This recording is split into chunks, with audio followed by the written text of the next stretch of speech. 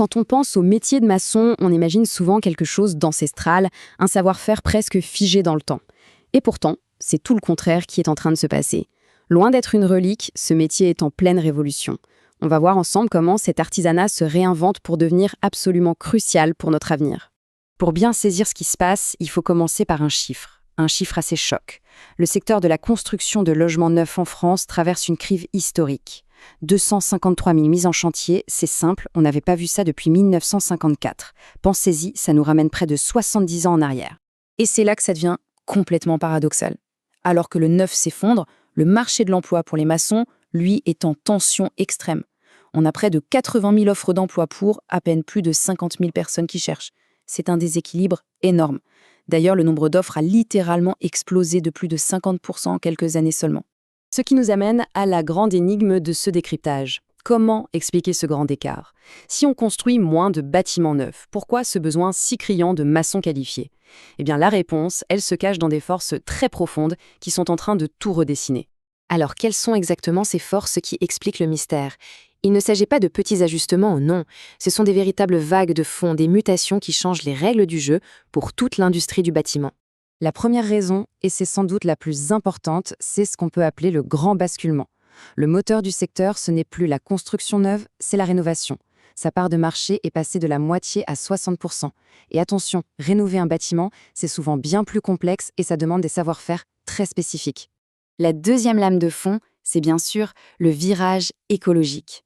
Des réglementations comme la fameuse RE 2020 imposent des normes de plus en plus drastiques.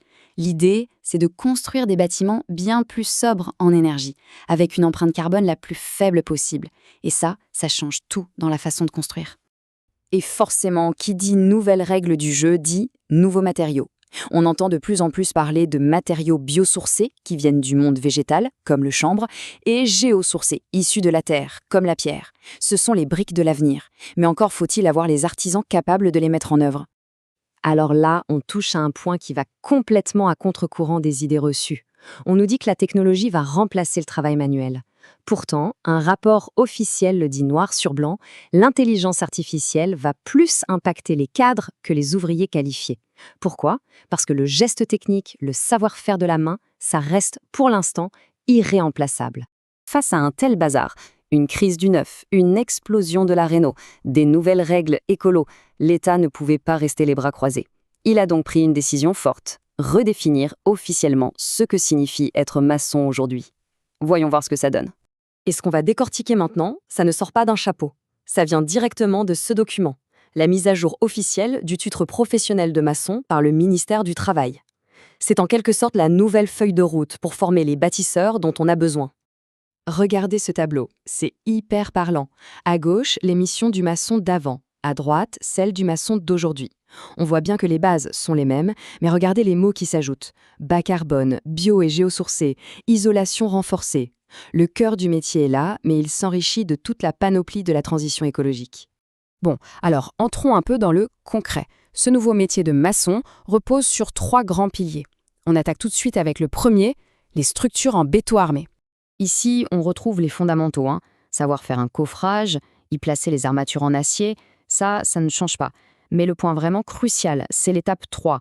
Le maçon doit maintenant maîtriser les techniques spécifiques au béton bas carbone.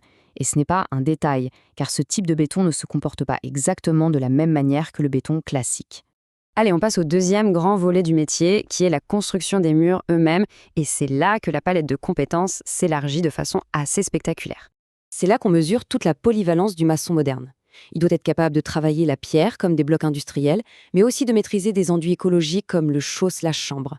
Et regardez bien le dernier point, créer des ouvertures dans des murs existants. Ça, c'est une compétence clé, indispensable pour le marché numéro 1, la rénovation. On arrive au troisième et dernier pilier qui nous amène au plancher.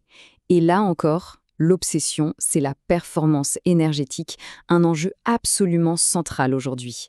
Le maçon n'est plus seulement celui qui s'assure que la structure est solide. Il est aussi devenu un acteur clé de l'isolation du bâtiment.